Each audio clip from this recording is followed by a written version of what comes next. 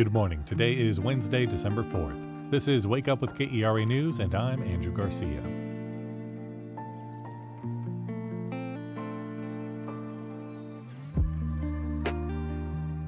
A rather dreary day is in store, with cloudy skies and a good chance of rain. No severe weather is expected, but we're seeing pockets of rain this morning, with more to come later this morning and into the afternoon. You may need a coat and an umbrella, as highs will reach the mid-50s and drop to the mid-40s overnight. A massive new park is coming to Dallas, with plans to transform over 200 acres of land along the Trinity River. We'll hear more about it after today's news. Yesterday, Greenville honored the first police officer killed in the line of duty in more than 100 years. 27-year-old Cooper Dawson was fatally shot after a traffic stop last month. His wife, Aubrey Dawson, spoke, saying she's proud of her husband and that he died a hero. The alleged shooter was arrested and faces a charge of capital murder.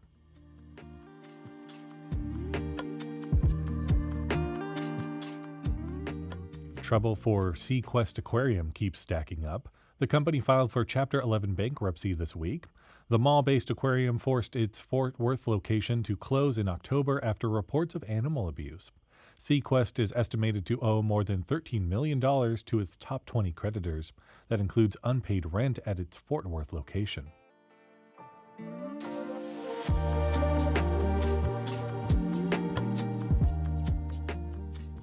The land near the Trinity River carries a complicated history. Serving as a site for racial violence in the 1860s, it later became the home of Tent City, a major protest site during the 1984 Republican National Convention. It's also long been a dividing line, separating the Dallas business elites from some of the city's most vulnerable communities. Now, over 200 acres of the floodway are being reimagined as a sprawling nature preserve and park. KERA's Nathan Collins talked with host Justin Martin about what the massive green space will entail. So, Nathan, what all is going to be built in this park? The park could be one of the largest in the city and consist of over 250 acres. It'll cost around $325 million to build. Most of that is philanthropic money.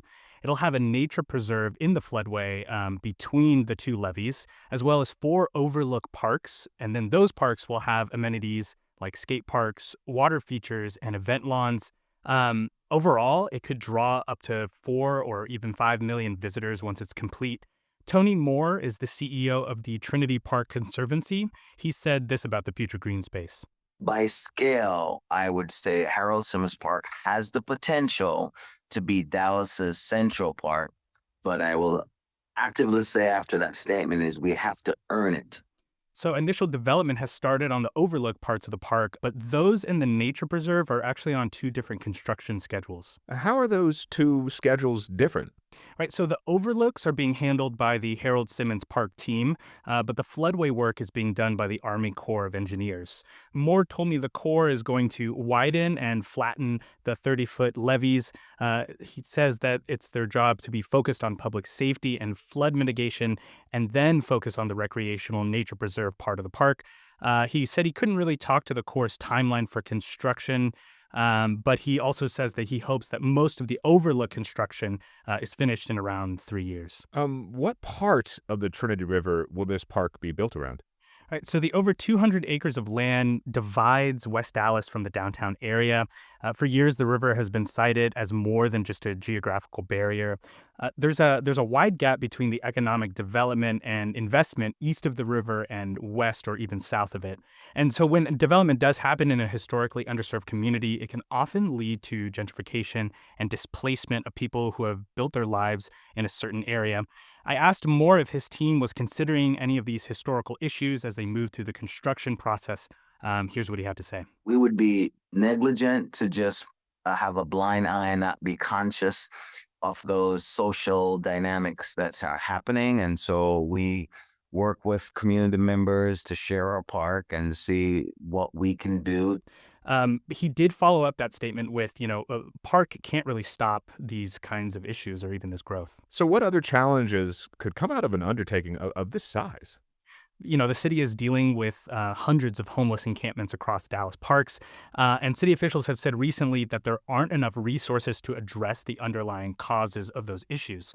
Morr told me that Harold Simmons Park will be open to everyone as long as people follow the rules. There will be codes of conduct that we ask that they would behave and conduct themselves as any other guest, but welcome to enjoy the park. So that is until the park closes. Then Morr says a team overseen by the park will do a full sweep and monitor the area after hours.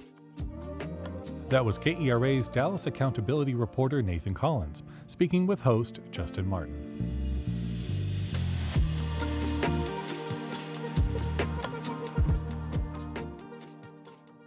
The Dallas Mavericks overcame a 15-point deficit to beat the Memphis Grizzlies last night with a final score of 121-116, securing the 4th seed wild card in the Emirates NBA Cup. They'll play the number 1 seed Oklahoma City Thunder next week on Tuesday in round 1 of the NBA Cup playoff. The Dallas Stars hit the ice against the Los Angeles Kings tonight. They're predicted to continue their winning streak, but we'll see what the Kings have in store. And the K. Bailey Hutchinson Convention Center will serve as the International Broadcasting Center for the 2026 FIFA World Cup, hosting over 2,000 journalists from all over the world. We asked you what the best brewery in North Texas is, and your picks have been battling it out. Manhattan Project Brewing Company and Division Brewing are going head-to-head for the top choice. Cast your final vote and find other fun things to do in North Texas at artandseek.org.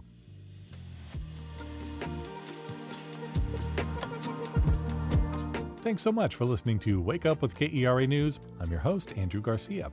The show is produced and edited by Shardae White and Bekah Morr. Big thanks to them. For more news in your inbox, visit kera.org/wakeup.